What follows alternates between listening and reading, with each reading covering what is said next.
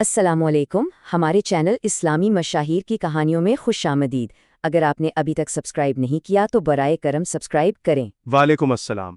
آج کی اس وضاحتی نشریات میں ہم تاریخ کی ایک ایسی عظیم ہستی کا ذکر کر رہے ہیں جن کی زندگی صبر، استقامت اور اعلیٰ اخلاق کی ایک بے مثال داستان ہے۔ یہ وہ کہانی ہے جسے الہامی طور پر بہترین کہانی قرار دیا گیا ہے۔ اس میں قدم قدم پر ہمیں یہ سیکھنے کو ملتا ہے کہ سخت ترین حالات، اپنوں کی بے وفائی اور تنہائی کے اندھیروں میں بھی انسان کس طرح مضبوطی سے کھڑا رہ سکتا ہے۔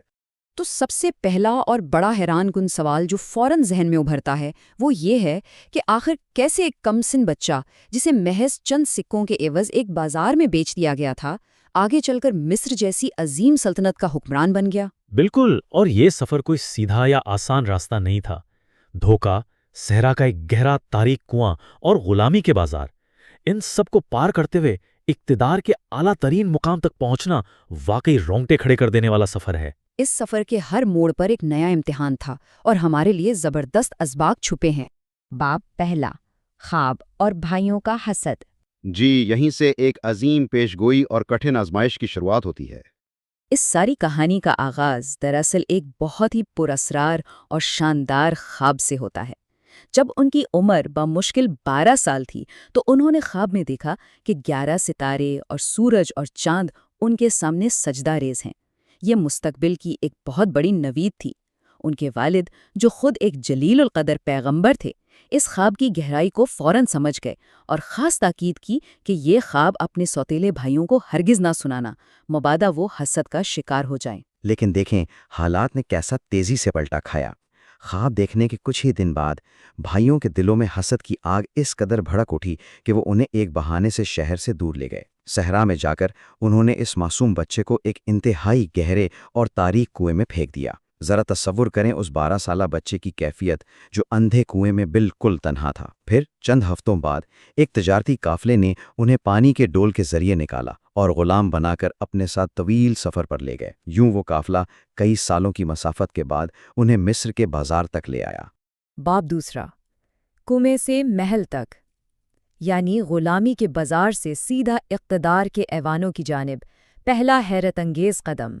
اب مصر کے بازار میں جب تجارتی قافلے نے انہیں بیچا تو ان کے چہرے پر ایسی فہم اور نور تھا کہ خریداروں کی بولیاں لگ گئیں اور بالآخر عزیز مصر نے انہیں ایک بھاری قیمت ادا کر کے خرید لیا۔ خریدنے کے بعد عزیز مصر نے اپنی اہلیہ سے جو الفاظ کہے وہ کمال کے تھے۔ اس نے کہا کہ اس نوجوان کو پورے عزت و اکرام سے رکھو، ہو سکتا ہے یہ آگے چل کر ہمیں فائدہ دے یا ہم اسے اپنا بیٹا ہی بنا لیں۔ بالکل صحیح، اور اس ایک فیصلے نے ان کے لیے محل کے دروازے کھول دیے۔ چونکہ عزیز مصر کی کوئی اولاد نہیں تھی تو انہیں محل میں رہتے ہوئے امور سلطنت، سیاست اور ملکی معاملات کو انتہائی قریب سے دیکھنے کا موقع ملا۔ دراصل یہ قدرت کی طرف سے ان کی ایک خاموش لیکن انتہائی شاندار تربیت ہو رہی تھی۔ باب تیسرا، کڑی آزمائش اور الہی دلیل۔ یہ ان کی زندگی میں کردار، استقامت اور پاک دامنی کا سب سے کٹھن امتحان تھا۔ جیسے جیسے وہ جوانی کو پہنچے ان کا حسن اور علم اپنے کمال پر تھا، اور یہیں ان کی زندگی کا ایک اور نازک ترین امتحان کھڑا تھا۔ عزیز مصر کی بیوی ان کی طرف مائل ہو گئی اور ایک روز اس نے محل کے تمام دروازے مضبوطی سے مقفل کر دیے۔ تنہائی، بند دروازے اور شدید ترین ترغیب، یہ ایک ایسا لمحہ تھا جہاں کسی بھی عام انسان کے قدم ڈگمگا جاتے۔ لیکن اس کڑے وقت میں الہی دلیل، جسے ہم برہان کہتے ہیں، ان کے شامل حال رہی۔ انہوں نے فوراً اللہ کی پناہ مانگی اور یہ واضح کر دیا کہ جس شخص نے انہیں عزت بخشی ہے وہ اس کے ساتھ ہرگز خیانت نہیں کر سکتے۔ ان کے دل میں اپنی پاکیزگی کا اتنا شدید احساس تھا کہ وہ فوراً خود کو بچانے کے لیے بند دروازوں کی طرف تیزی سے دوڑے۔ یہ ان کی مضبوطی اور بے عیب کردار کا سب سے بڑا ثبوت تھا۔ جب وہ دروازے کی طرف بھاگے تو پیچھے سے ان کی ایک قمیض کھینچی گئی جس سے وہ پھٹ گئی، اور عین اسی وقت دروازہ کھلا تو عزیز مصر اچانک وہاں کھڑا تھا۔ اس نازک صورتحال میں سارا الزام ان پر ڈالنے کی کوشش کی گئی، لیکن قدرت کو تو سچائی سامنے لانی تھی۔ جی ہاں، اور وہ بھی کیا حیرت انگیز طریقے سے۔ خاندان کے ہی ایک شیرخوار بچے نے معجزانہ طور پر بول کر سچائی کا فیصلہ کر دیا۔ اس نے ایک زبردست منطقی اصول بیان کیا کہ اگر قمیض آگے سے پھٹی ہے تو عورت سچی ہے، لیکن اگر قمیض پیچھے سے پھٹی ہے تو یہ نوجوان سچا ہے۔ اور ظاہر ہے قمیض پیچھے سے ہی پھٹی تھی۔ اس دلیل نے مکمل طور پر ثابت کر دیا کہ وہ سراسر بے گناہ تھے اور درحقیقت اپنا دامن بچا کر بھاگ رہے تھے۔ باب چہارم، قید خانے کی زندگی، یعنی جیل کے اندھیروں میں روحانی پناہگاہ اور صبر کے ایک طویل دور کا آغاز۔ اب بے گناہی ثابت ہونے کے باوجود محل کی اندرونی سیاست اور شہر کی عورتوں کے تانوں سے بچنے کے لیے انہیں آخرکار قید خانے میں ڈال دیا گیا، لیکن انہوں نے گناہ کی کشش والے ماحول میں رہنے کے بجائے جیل کی تاریکی اور سختیوں کو دلی رضامندی سے ترجیح دی۔ ان کا اخلاقی پیمانہ ذرا بھی متزلزل نہیں ہوا۔ اور جانتے ہیں، یہ قید خانہ ان کے لیے ذلت کی جگہ نہیں تھا، بلکہ ایک زبردست روحانی تربیت گاہ بن گیا۔ انہوں نے وہاں بھی لوگوں کی رہنمائی کی اور اپنے اعلیٰ ترین اخلاق سے دیگر قیدیوں کے دل جیت لیے، اور اسی اخلاص کے صلے میں انہیں ایک زبردست الہامی تحفہ عطا ہوا۔ اللہ نے انہیں خوابوں کی بالکل درست تعبیر بتانے کا علم بخشا۔ باب پنجم، قحط کی منصوبہ بندی، ایک ایسا خواب جس نے پوری سلطنت کی تقدیر بدل کر رکھ دی۔ قید خانے میں کئی سال گزارنے کے بعد بادشاہ وقت نے ایک انتہائی خوفناک خواب دیکھا جس نے اس کے تمام مشیروں کو الجھا کر رکھ دیا۔ کوئی بھی تسلی بخش تعبیر نہ دے سکا۔ تب بادشاہ کے ایک خادم کو حضرت یوسف کی یاد آئی۔ اس خواب میں ہنسا ساتھ بہت اہم تھا۔ بالکل، بادشاہ نے دیکھا تھا کہ 7 موٹی تازی گائیوں کو 7 دبلی گائیاں کھا رہی ہیں، اور 7 ہری بالیاں ہیں اور 7 سوکھی۔ قید خانے سے اس کی بڑی شاندار تعبیر دی گئی۔ بتایا گیا کہ پہلے 7 سال شاندار زراعت اور پیداوار کے ہوں گے، لیکن اس کے فوراً بعد 7 سال کا ایسا خوفناک قحط آئے گا جو پچھلے تمام ذخائر کو چٹ کر جائے گا۔ بادشاہ اس سچی اور تفصیلی تعبیر سے اس قدر متاثر ہوا کہ اس نے فوری طور پر انہیں باعزت محل طلب کر لیا۔ اس موقع پر انہوں نے ایک نہایت پراعتماد اور تاریخی درخواست کی۔ انہوں نے کہا کہ ملک کے تمام خزانے اور غلے کے گودام میرے سپرد کر دیں، کیونکہ میں ان کی حفاظت بھی کر سکتا ہوں اور اس کا مکمل علم بھی رکھتا ہوں۔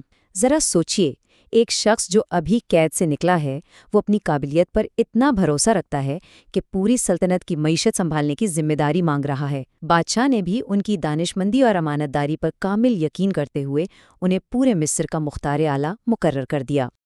اب اس عظیم بحران سے نمٹنے کے لیے انہوں نے جو شاندار حکمت عملی اپنائی، اس کے 3 بنیادی مراحل تھے۔ پہلا، زراعت اور پیداوار کو ان کی انتہا تک پہنچانا۔ خوشحالی کے ان 7 سالوں میں انہوں نے دن رات ایک کر کے پیداوار میں بے پناہ اضافہ کیا۔ جی، اور دوسرا مرحلہ کمال کا سائنسی تھا۔ انہوں نے زائد غلے کو محفوظ رکھنے کے لیے مخروطی یعنی اہرام نما گودام تعمیر کروائے تاکہ غلہ ہوا اور نمی سے بچ کر کئی سالوں تک خراب نہ ہو۔ اور پھر جب قحط کے ہولناک 7 سال آئے تو تیسرے مرحلے کے تحت نہایت عدل، انصاف اور سخت اصولوں کے ساتھ پورے ملک میں راشن کی تقسیم شروع کر دی۔ باب ششم، صبر کا عظیم ترین سبق۔ دہائیوں بعد اپنوں سے وہ ملاقات جس نے عفو درگزر کی ایک نئی تاریخ رقم کی۔ اس دور اندیش منصوبہ بندی نے نہ صرف مصر کو بچایا بلکہ قرب و جوار کے علاقوں سے بھی لوگ راشن لینے مصر آنے لگے، اور اسی قحط نے کنان سے ان کے سوتیلے بھائیوں کو بھی مصر کے دربار میں لا کھڑا کیا۔ جی ہاں، یہ وہی بھائی تھے جنہوں نے انہیں صحرا کے اندھے کنویں میں تنہا چھوڑ دیا تھا۔ جب طویل مکالمے کے بعد بھائیوں پر حقیقت کھلی کہ مصر کا حکمران کوئی اور نہیں بلکہ ان کا وہی بھائی ہے، تو وہ خوف اور شرمندگی سے کانپ اٹھے۔ لیکن حضرت یوسف نے طاقت کے اعلیٰ ترین مقام پر ہونے کے باوجود انتقام نہیں لیا۔ انہوں نے تاریخ ساز الفاظ کہے کہ آج تم پر کوئی ملامت نہیں، اللہ تمہیں معاف کرے۔ ایک مطلق العنان حکمران کی طرف سے اتنی جلدی اور اتنی مکمل معافی واقعی عظمت کی انتہا ہے۔ وہ اپنی تمام ذمہ داریاں بہترین طریقے سے نبھاتے ہوئے اور اپنے والد سے دوبارہ ملنے کی خوشی پا کر 120 سال کی بابرکت عمر میں اس دنیا سے رخصت ہوئے۔ یہ ایک طویل اور نہایت ہی شاندار جدوجہد سے بھرپور زندگی تھی۔ ان 120 سالوں میں انہوں نے مصر کی تاریخ میں بہترین انتظامی صلاحیتوں، عدل و انصاف اور ہر مشکل صورتحال میں صرف اور صرف خالق کائنات کی ذات پر غیر متزلزل بھروسے کی ایسی وراثت چھوڑی ہے جسے دنیا ہمیشہ یاد رکھے گی۔ اگر ہم اس پوری نشریات اور اس کہانی سے حاصل ہونے والے اسباق پر غور کریں تو سب سے پہلی بات سمجھ آتی ہے کہ حسد کس طرح قریبی خونی رشتوں کو بھی تباہ کر دیتا ہے، لہٰذا اس سے ہر حال میں بچنا چاہیے۔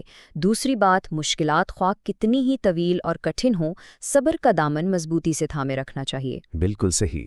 اور تیسرا عظیم سبق یہ ہے کہ مشکل ترین اور تنہائی کے حالات میں بھی اپنے کردار اور پاکیزگی پر آنچ نہیں آنے دینی چاہیے۔ چوتھا، اگر دنیاوی طاقت اور اختیار مل جائے تو کمزور کو معاف کر دینا انتقام لینے سے کہیں بڑی طاقت ہے۔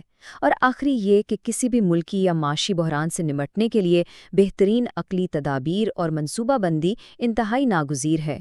تو ان تمام حقائق اور سنہرے اصولوں کو جاننے کے بعد اب ہم آپ کے لیے ایک سوال چھوڑے جا رہے ہیں۔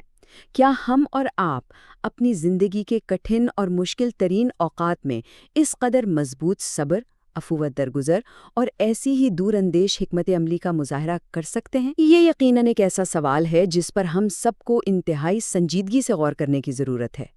یہ اصول کسی مخصوص دور تک محدود نہیں ہے، بلکہ آج کی تیز رفتار زندگی اور ہمارے روزمرہ کے چیلنجز میں بھی یکساں اہمیت رکھتے ہیں۔ صبر، کردار کی بلندی اور بہترین حکمت کی اس شاندار داستان پر ہماری یہ وضاحتی نشریات یہیں اختتام پذیر ہوتی ہے۔ اگلی بار ایک نئی اور سبق آموز داستان کے ساتھ پھر حاضر ہوں گے۔ اللہ حافظ۔